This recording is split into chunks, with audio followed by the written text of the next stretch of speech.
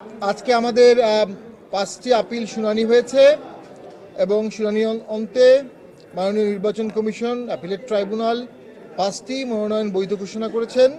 এই 5টি আপিল হলো বা আসন হলো সরকার মোহাম্মদ সালাউদ্দিন ঢাকা 12, মোহাম্মদ আকবর হোসেন ভোলা 1, মোহাম্মদ লুৎফুর রহমান রিপন পঞ্চগড় 2, মোহাম্মদ গোলাম মোস্তফা কুমিল্লা 9, মোহাম্মদ আয়ুব হোসেন কিশোরগঞ্জ 6। এই 5টি মনোনয়ন আজকে বৈধ ঘোষণা করা হয়েছে। আমাদের এ পর্যন্ত আমরা 30টি আপিল শুনানি করেছি। 30টি আপিলের মধ্যে আমাদের 25টি আপিল গ্রহণ হয়েছে, 5টি আপিল গ্রহণ হয়নি। এই 5টি আপিলের বিরুদ্ধে আমরা উচ্চ আদালতে যাচ্ছি। আমরা মনে করি ইলেকশনের একটা ট্রেন্ড শুরু হয়ে গেছে।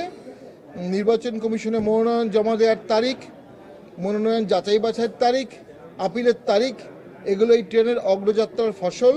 যদিও দেশের আইনশৃঙ্খলা পরিস্থিতি এখনও অত্যন্ত নাজুক, যদিও এখন আমরা মনে করি পুলিশ প্রশাসন রাজনৈতিক দলগুলো পরিপূর্ণভাবে এখনও ভোটের জন্য প্রস্তুত না।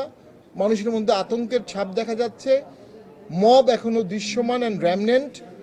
আমরা মনে করি এই পরিস্থিতির উত্তরণ ঘটাতে হবে, না হলে একটি লো কাস্টের লো ম্যান্ডেটের নিকৃষ্ট ভোট হতে পারে।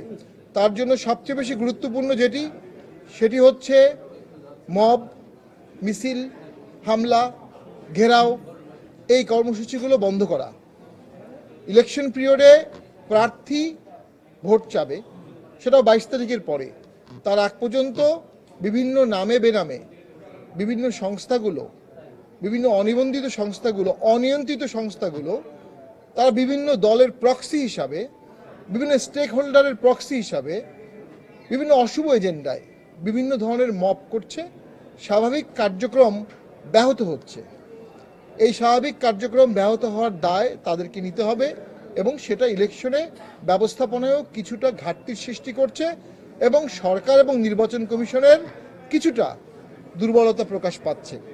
আমরা খুব দুঃখ ভারাক্রান্ত মনে দেখেছি, জুলাই ঐক্য নামে আমাদের কিছু ফ্রেন্ডস, জুনিয়র ফ্রেন্ডস বলবো, তারা জাতীয় পার্টির বিরুদ্ধে বিষোদাগার করছে।